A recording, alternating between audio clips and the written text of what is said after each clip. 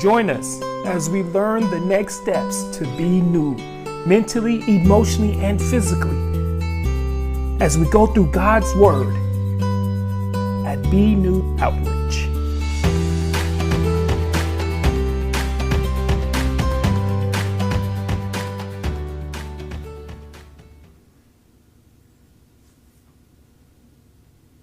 Greetings, ladies and gentlemen, and welcome to Benew Outreach's New Endeavor podcast. We are going to be able to come to you with some incredible human beings, some incredible families, some incredible people who have been able to overcome some difficulties, but more importantly, just show us how they were able to navigate life. At times, things can be a little tough for folks and situations can be a little dire. But listen, they'll be able to share with us their experiences. So we hope that this will be inspirational for you. We hope that it'll be motivational for you. But more importantly, we hope that it will inspire you to never give up. So we're excited here at Benew Outreach because today we have our very first interview. And I am extremely honored and proud to be able to participate in this particular interview. I'm going to present to you somebody who's very dear and near to my heart, but who is also very awe-inspiring. His name is Benjamin Brown III, and he just happens to be my son. Welcome, Benjamin, to our very first podcast. Appreciate it. Thanks for having me. Oh, we're excited about having you. You know, Benjamin has had a lot of incredible experiences. So today we're just going to take a few moments to share some of those experiences and hope that some of the information shared will be able to bless you. Well, I guess we'll start with how wonderful it is to be my son. No, that's just a joke in the part. We were going to talk about how great the experience was for you going from a NAIA school and making it to the level of the Green Bay Packers. Could you share a little bit about that journey with us? Yeah, that journey was a very difficult one. You know, normally an athlete starts that journey at the age of 18. They go to college, and they have that process. But my journey was a little different. You know, I started my NFL journey, college at NAIA school at the age of 24, 25. And I started that journey a little bit older. I was married and had a daughter, you know, so it was a whole different world that I entered that journey in. But, you know, I knew that that's something that I wanted to do. Right. And it was a need for me to do. So, yeah, it was a different world for me. You know, when it comes to having a dream or having a desire inside of you, right, it can be a little tough to have that come to a reality. So whenever that development begins, there'll be some tough times. Can you share with us some of the tough times during this particular journey? Yeah, you know, one of the tough times was the first day, the first day on campus for me. You know, I left my family in California to be able to pursue this dream in college. 25 years old, living in the dorm rooms with 18-year-old young men, you know, and just stepping into that dream again, chasing a dream that a lot of people don't pursue. You know, one of the things was me going back to college to chase a dream at an NAIA school where a lot of NFL players do not come from. You know, a lot of NFL players come from the Division I level. And so I was coming and really stepping into a place where very few athletes make it out of, you know. And so that was a major challenge in the beginning point. Another step was just being able to dream something that big at a small school at my age. You know, there was a lot of people telling me I was too old. You know, I should have did this earlier in life. But I just knew in my heart that this was something I was supposed to do and pursue. You know, and so that's why I just ran with it. I ran with it. You know, I think along the journey of, as we discuss these particular matters, a lot of people will give up at certain aspects or certain points in our lives. Sometimes we are people with a dream are just referred to negatively as just dreamers. Right. But we do understand that if a person doesn't have a dream, they really don't have sometimes a real solid direction or have something that really burns deep within them. So here you are on campus with these young men, and you're beginning a career that's starting a little late, but you still have this dream. Was it easy for you on campus with these young men, or was it a little tough? I just took the big brother role. I understood that they saw me as Grandpa. That was my name. With a lot of them was Grandpa, but I just took on a big brother role. I like took on the role of, I'm like here to pursue my dreams, and you guys can too, whatever dreams they are. I took on that role and just ran with it. Right. I did have challenges because, like I said, I did have a family, and I was working every day, and I went from that mode to now living a college life, and so there was a lot of different challenges I had to deal with.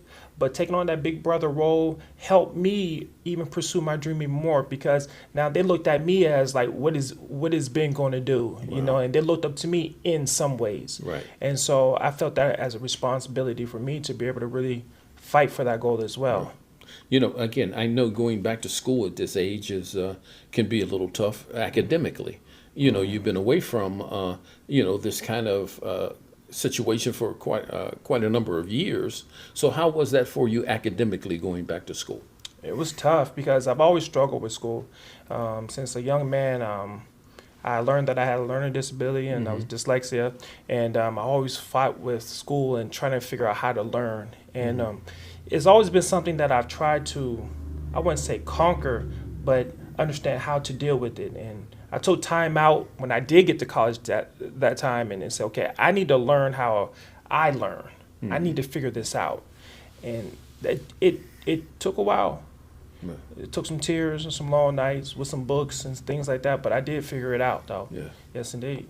Well, again, going back to the concept of being inspired, having something burn deep within you, and that particular thing motivating you.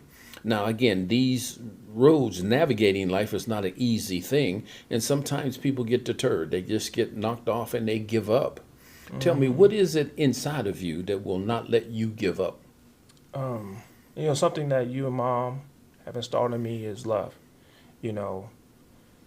Whatever you do, have love to be the foundation of whatever it is that you do. And so I've carried that regardless of if, there was moments when I was digging in dumpsters or homeless or wherever I was at along this journey, going to the NFL, chasing movie careers, documentary, whatever it may be. I've always fought to say, hey, you know what? I'm going to be grounded in love at any level or any process of this journey. Yes, it did.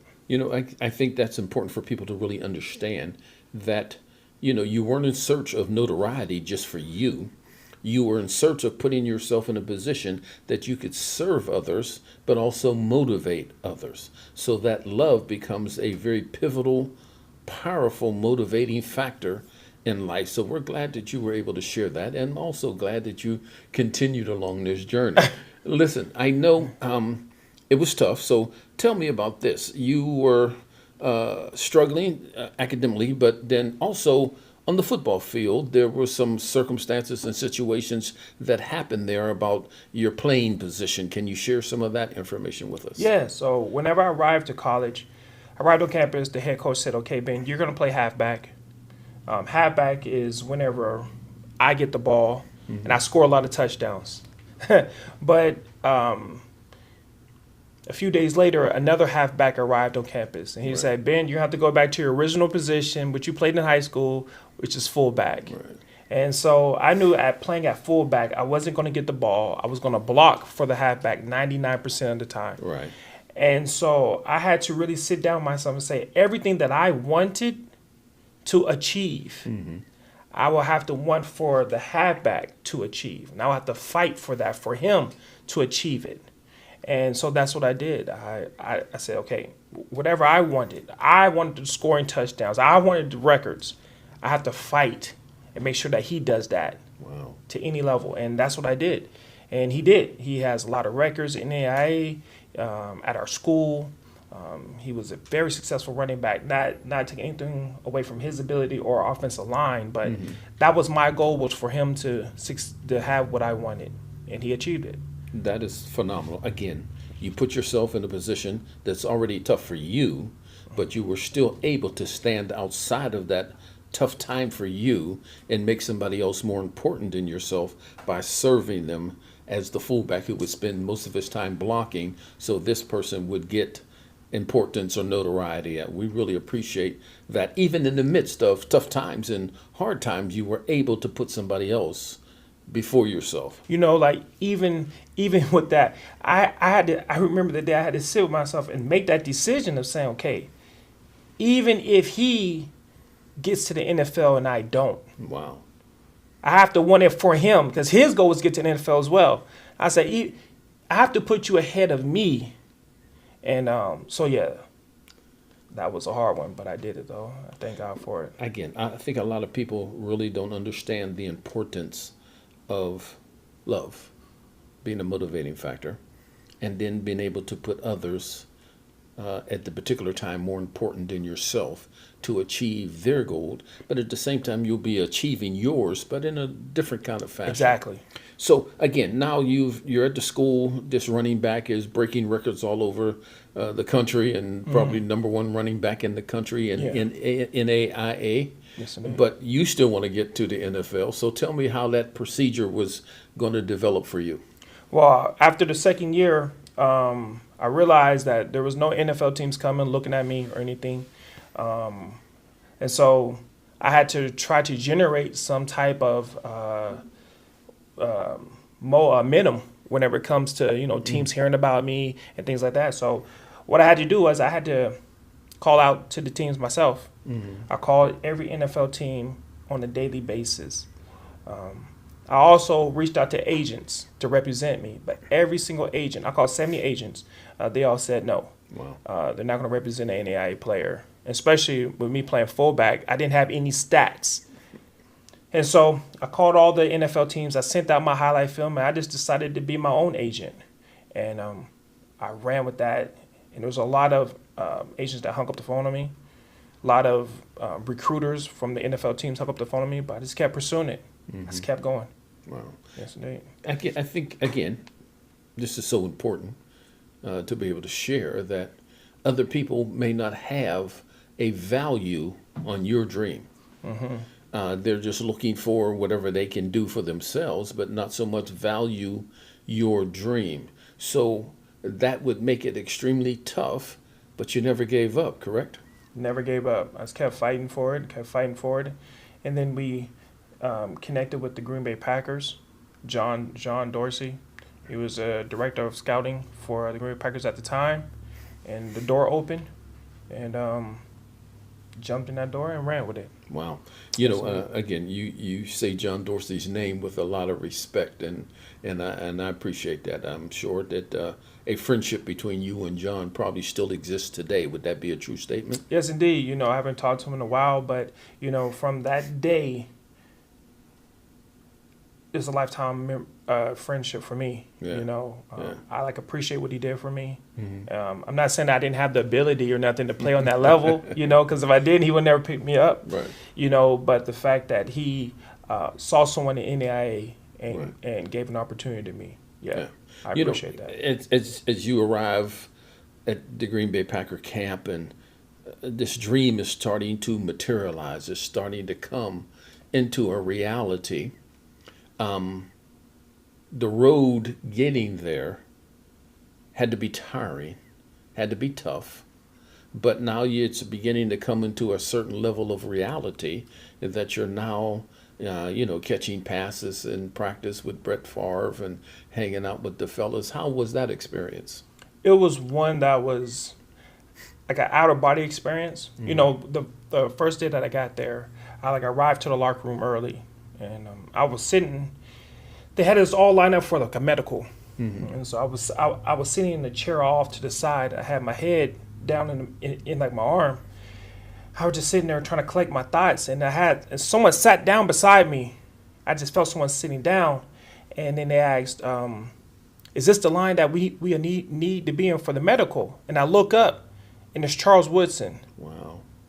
And like, I haven't seen anyone, Charles Woodson. This is Charles Woodson. I'm in the locker room by myself, and I'm sitting next to Charles Woodson. Wow. And so it was an unreal experience. The first time I saw Ahman Green, Brett Favre, Aaron Rodgers, all come in the locker room. AJ Hawk.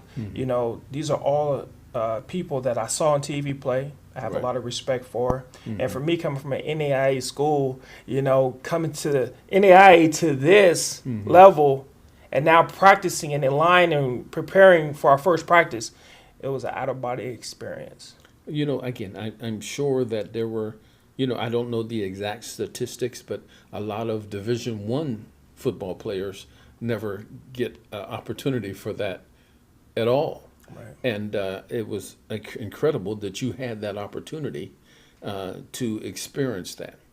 So let's just talk a little bit about, so what happened after that experience? Where did the road of life lead you after the experience with the Green Bay Packers? Wow. You asked that question, I get a little emotional. I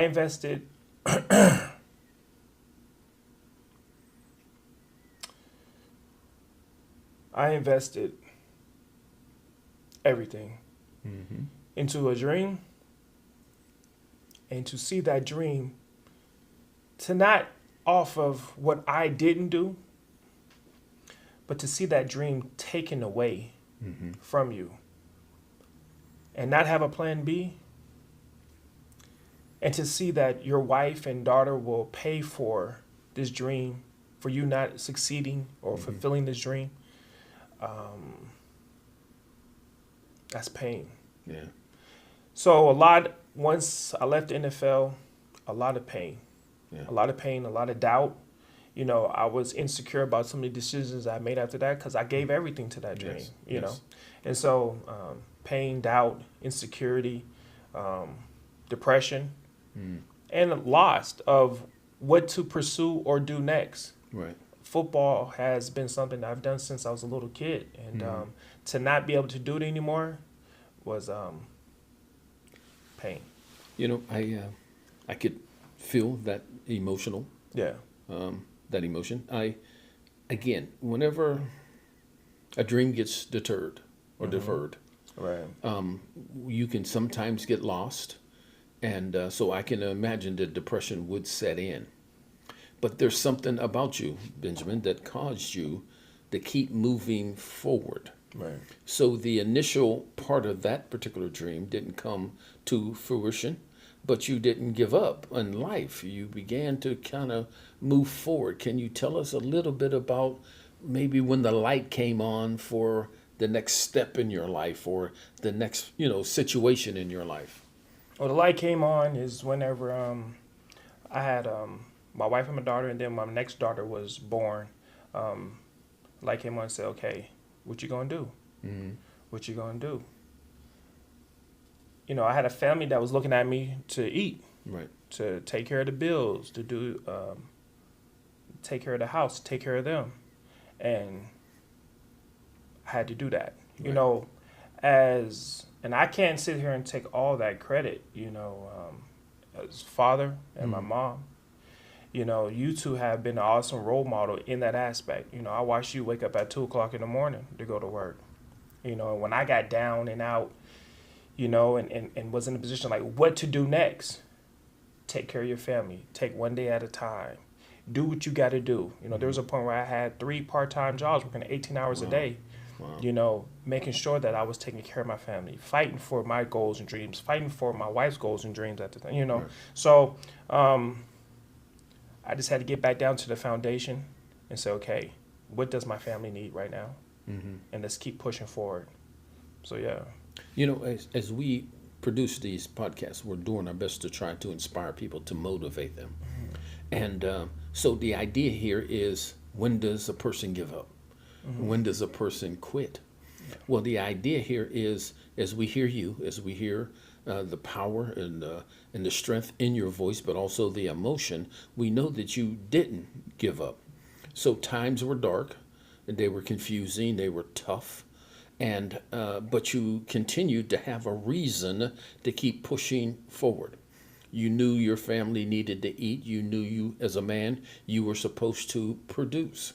So whenever a dream gets deferred, a person can give up, even as a father, and kind of just wallow in their, in their failures or in their concept. But you didn't do that. You kept pushing because, again, you wanted to serve someone else. You wanted to serve your family. So it kept pushing you to keep going forward.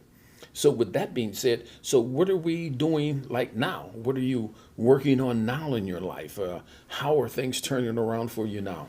So, over years and years of trying different things, things like that, of evolving. Right now, I have a passion for film. Right. I have a passion to tell stories, like my story, like other people's stories. I have a passion to make people laugh.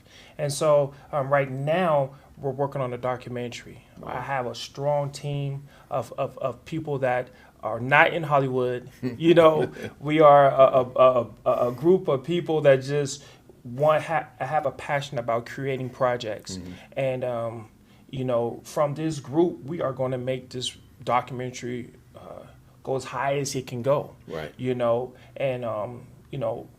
Just like my dream of making it to the NFL, I have the same passion and drive for what we're doing now when it comes to the documentary, when it comes to creating other projects in the future out here in Florida. I told the team, I was like, man, we're going to make our own Hollywood out here. Right. And that's the goal, and that's what we're pushing for. And the first project we have is reinventing me, and the documentary is going to take about 6 months to make. Right. But the whole team is sold out to it, and we're gonna show Hollywood what it is that not just Hollywood, but just people in general. That It doesn't matter if you have someone in Hollywood helping you with your project. You have a team, create a team, and fight for the project, and it will get done. That's phenomenal. Yes, indeed. As we listen to the story, and if we can see it unfold, you had to have an experience to have a story. Yes. And because of those experiences and the fact that you didn't give up, those experiences create this story that you're about to retell for us, the reinventing of Ben. Yes, so we're excited about where this particular project is going to go. But the other part is there's still a fire that burns very brightly in you, and then obviously affects other people because, as you said, you developed a team of great people who are working with you on this particular project. So tell me, you said it would take a couple months for this to be complete. Is there a name for this particular project, or is there a name for your team of people? Have you chosen anything in that situation? Well, the name of the project is Reinventing Ben. Okay. It is a journey of me mentally, physically, and emotionally, just reinventing myself. There's a lot of stuff that we'll talk about in other episodes, right? We just touched on the football aspect today, but there's so much more to this journey. Right. And so that's the name of the project right now. It's going to get into all different types of depths of my life, before football, after football, during football, and now. And so the team that we have around, we don't have a name to it yet, but one day we will. Yes. And everyone's going to know about it. But right now, we're just working together and just creating. Right. Working together and creating and building a bond, and my whole goal is for them to reach their goals as well. And so Well, we are inspired by you being inspirational to others, and here you go full circle, getting ready to serve other people and push them to a higher level or work with them so they can actually reach their goals, but at the same time using your experiences, both good and bad, to create a documentary that can be a blessing to others. Listen, we're very honored to have you with us today. We're excited about where you're going. If there was anything you'd like to share with folks today, what would it be? I would like to share, folks, is always move in love. Right. Love is the foundation of what I do, of who I am. And even though everything hasn't turned out the way that I wanted to turn out, it always works at the end of the day. And so just move in love. Yeah.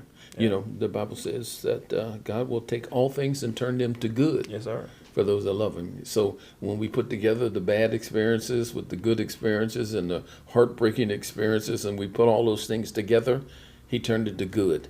And we could hear that in you right now. We thank you so much for being a part of our very first broadcast. Again, extremely honored and humbled to have you here. Appreciate you.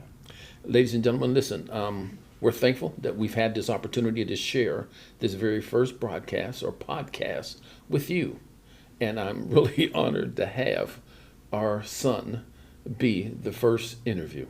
Listen, come on back. He's going to continue to tell more of his experiences, more of his life, and how that's going to lead him to his very next level.